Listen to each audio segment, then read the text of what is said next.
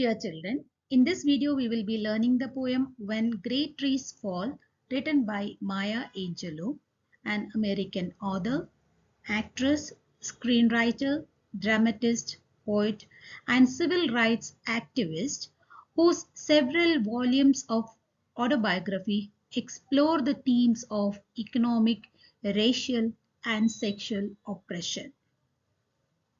Let's look at the synopsis of the poem When Great Trees Fall by Maya Angelou, a moving poem that discusses the impact the lost loved ones have on the living. In the beginning, the speaker begins by using an extended metaphor to describe a natural scene. The narrator speaks about the reaction of animals when great trees fall. They hide, hunker down, lumber after safety. The metaphor compares the death of loved ones to the monumental shifts that occur when large and powerful trees fall in the forest. As the poem progresses, the speaker moves on to directly speak about great souls and how human beings react to loss. Further, we see the speaker discusses one's inability to breathe and sharpening one's memory. Then we see the poem concludes with a message of hope and renewal, suggesting that after a loved one's death, that we can be better, for they existed. We see that Angelou constructs the poem around a central extended metaphor that equates the death of significant individuals to the falling of great trees. This beautiful poem highlights the fact that death, though inevitable, is a natural process and impacts the life of everyone connected with the departed souls. When great souls die, our minds and hearts sense the change and grow weak for at least some time. However, the beauty of life is that human beings eventually recover from their loss. Just like in the natural world, new growth comes up, though not identical to what it was, but beautiful and bustling nonetheless. Thus, those bereaved by the loss of great souls can make meaning from the knowledge that they existed and touched the lives. When great trees fall, rocks on distant hills shudder. In lions hunker down, in tall grasses, and even elephants lumber after safety. The poem opens with the metaphor of the tree that falls. It of course symbolizes the loss of a great person. When a great tree falls, it is felt for miles around. In the same way, when a great soul departs, the effects are felt deep and far. The image of rocks on distant hills shudder symbolize the ways in which death causes people, even distant people, to feel despair and they shudder. The lines which hunker down reflect the way some people react to the loss. The loss causes certain amount of fear and the pressing need to hide away and escape to safety. Only there is no escape from the feeling of despair that comes from losing someone great. The speaker's use of nature and animals to create the image of the effects of death allows the reader to connect with the feeling through the visual imagery presented. So in the first stanza, we see that when big trees in the forest fall, what is the effect of that? The effect is felt far and wide. And when the question comes, state the three effects when the great trees fall. The answer is rocks on distant hills shudder, lions hunker down in tall grasses, and even elephants lumber after safety. So now the question comes, so why do the rocks on distant hills shudder? It is due to the impact of the fall of big trees. What is suggested by shuddering? It suggests that the entire landscape in the forest trembles with fear. All the three things mentioned here, that is the rocks, lions and elephants, are associated with the steadfastness and the strength. Large rocks on the hilltops are heavy and immobile. Lions are supposed to be fearsome predators, we know, the king of jungles, whereas elephants are enormous and slow-moving creatures. Yet all these figures feel the impact of a falling trees with fear. Thus, falling of great trees, the poem conveys, shakes up everything around them. The question comes, what do you mean by elephants slumber after safety? We can write 2 points. Elephants are huge and enormous creatures. They move slowly in search of safety when great trees fall in the forest. So here, what does the fear symbolize? The fear symbolizes the impact of natural calamities which can make even the strongest, the sturdiest and the most fearsome elements in the natural world cover in shock and run for safety. Explain with examples the metaphoric use of trees in the poem. When the question comes, you can write the points. Trees in the poem are used as an extended metaphor for great souls. As the fall of great trees impact the entire forest, including the large and the small creatures, similarly, the death of great souls affect everything around them. As the great trees provide shelter and sustenance for many creatures, great people support and nourish many people around them. So the main point is trees in the poem are used as an extended metaphor for great souls. The figure of speech used is metaphor. When great trees fall in forest, small things recoil into silence, their senses eroded beyond fear. The speaker, having already revealed the way in which great things are affected by the death of someone great, now turns her attention to the small things. This suggests that the loss of someone great is felt among the great and among the small. The great tree that falls in the forest causes even the small things in the forest to recoil into silence. This is the effect of small things. This symbolizes the way people fall into silence in the midst of despair. There are no words of comfort. They are not even sure what they feel, for their senses are eroded beyond fear. This refers to, what does it mean? This refers to the numbness of the heart and soul that often follows the loss of someone great. So we see in this stanza, the speaker says that not only huge animals but also smaller creatures are impacted by the fall of big trees in the forest. They recoil into total silence and they are so shaken and shocked, the two key words, the effect of small things. They are so shaken and shocked that they cannot feel anything at all, let alone fear.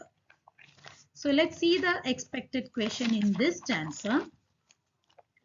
What are the small things referred to in this extract? It refers to the small animals. What happened to them when great trees fall? Here the answer is recoil into silence, their senses eroded beyond fear. This is the effect or what happens. These two lines answer. What are the small things contrasted with the previous the stanza of the poem? Small things are contrasted with the large animals. Which are the large animals mentioned in the first stanza? Lions and elephants, right? The narrator says that when great trees fall, both the large as well as the small animals tremble with fear. That is a common trait we find in the large as well as small animals. What happens to the senses of our small things when great trees fall? Here the answer is recoil into silence, their senses eroded beyond fear. That's the answer. And how can we compare? You get an evaluative type of question. How can this be compared to with those of the human beings? Small creatures, we know here it is mentioned that they recoil into silence, their senses eroded beyond fear. That means they are too shocked to feel anything. Only fear prevails, let alone fear. Human beings, on the other hand, what happens to them? They feel suffocated. They take shallow breath after the death of great people. They feel that they are not living, they're just surviving. That we are going to learn in the next stanza. Combining the first and the second stanza, you get a question that explain briefly how do the fall of great trees impact both big and small things. The fall of great trees causes fear in the fearless animals such as lions and even huge animals like elephants. They feel powerless and scared and look out for a safer place. We already learned that elephants slumber after safety. Lions hunger down in tall grasses. They are in search for a safer place. Similarly, small animals get startled and they curl up in fear.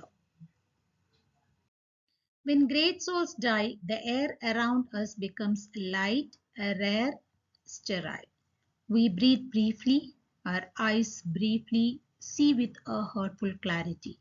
Our memory suddenly sharpened, examines, knows on kind words unsaid, promised works never taken. In this stanza, the speaker shifts from her use of metaphor to speaking directly about death. Death of great souls. Just as the great tree falls that causes ripples for miles, effect is felt far and wide. We learned in stanza 1. So do the great soul departed move effects the hundreds or thousands of hearts he or she has touched during the time they lived. The same effect. The speaker describes the way what happens to the air around us. It becomes light, rare, sterile. Three key answers, 3 key points are there. The air even seems to become light, rare, sterile. Means it is hard to breathe when one has lost an important loved one. The speaker describes the way in which those affected by loss have a brief moment of hurtful clarity. How do we see after the death of great soul? How do we see our vision? We see with a hurtful clarity. Then what happens to our memory? Suddenly sharpened and examines, knows on kind words unsaid, promised works never taken. When the loss hits, often a person's memories are suddenly sharpened. They are able to remember the moment spent with the one who has been lost. These memories, though precious, it we feel like a dagger to the soul, means pricking to the soul. It hurts us. The speaker then explains the feeling, the last two points, knows on kind words unsaid, promised works never taken.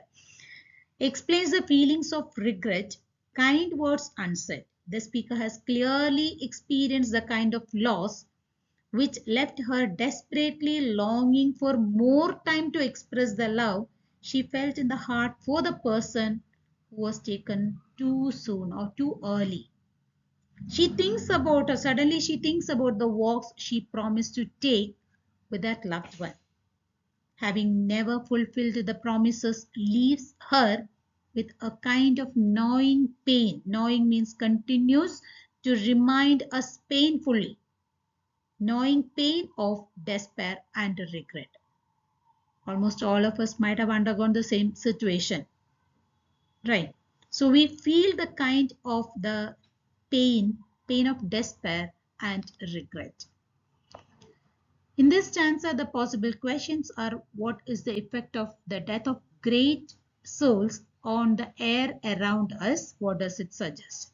When great souls die, they leave a vacuum in the lives of their loved ones, and they feel as if the air appears light, rare, and sterile.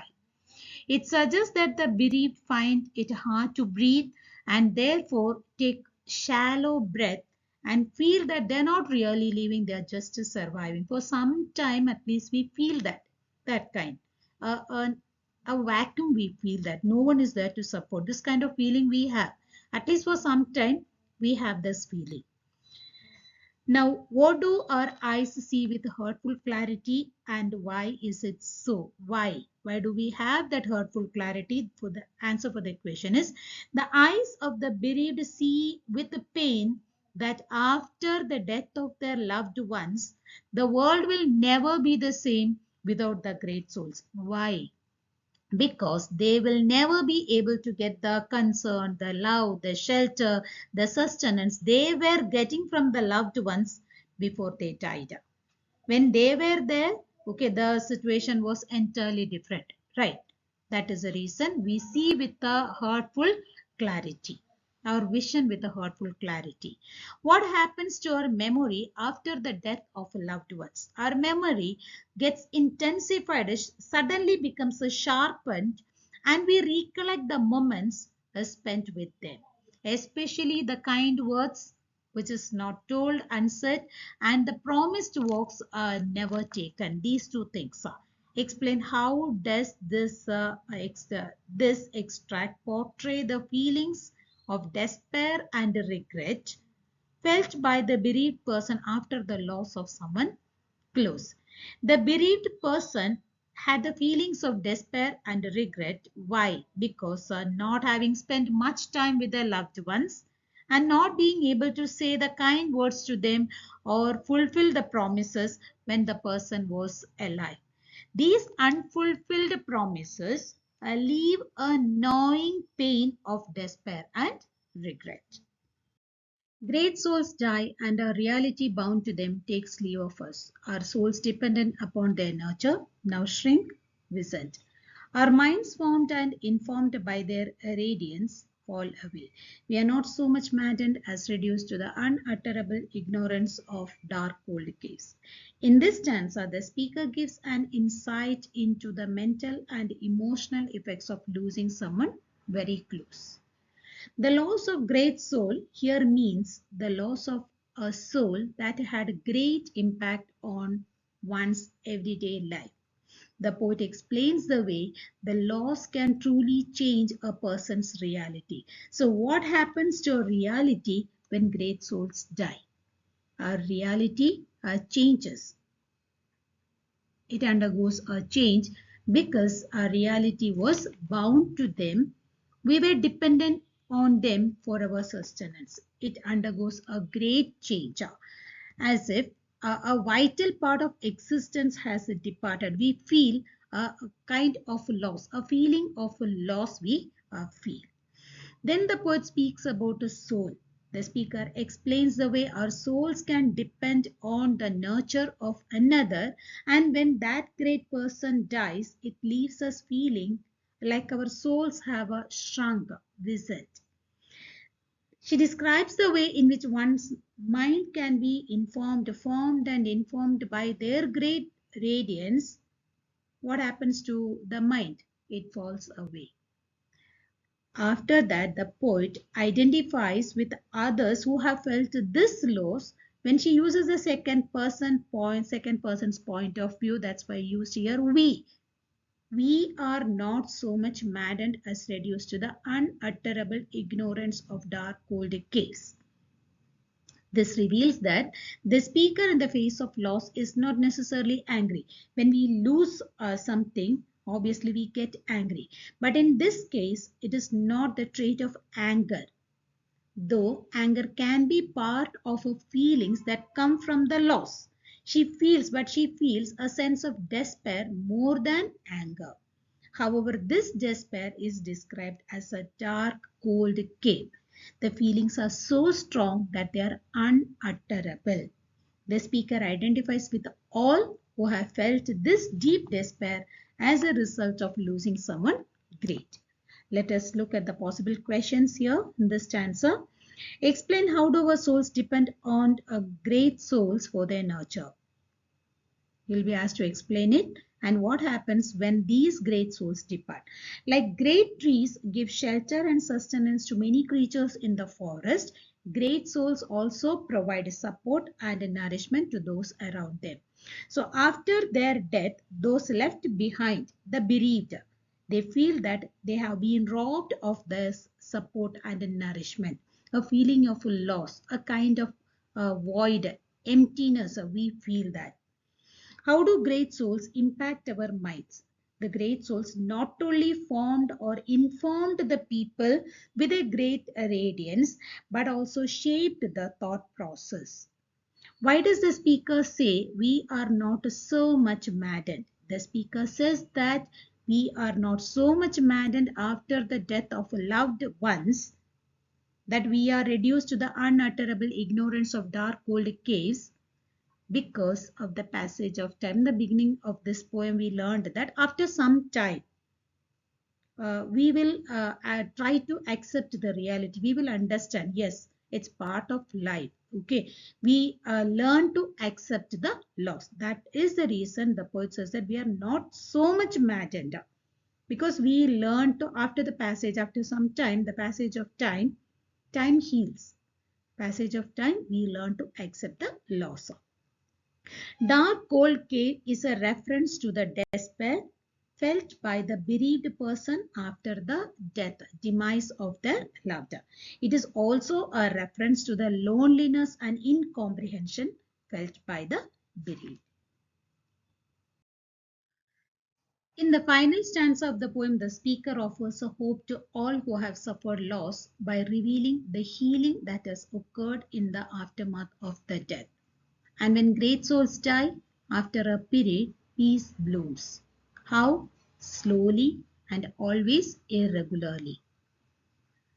Spaces fill with kind of soothing electric vibration.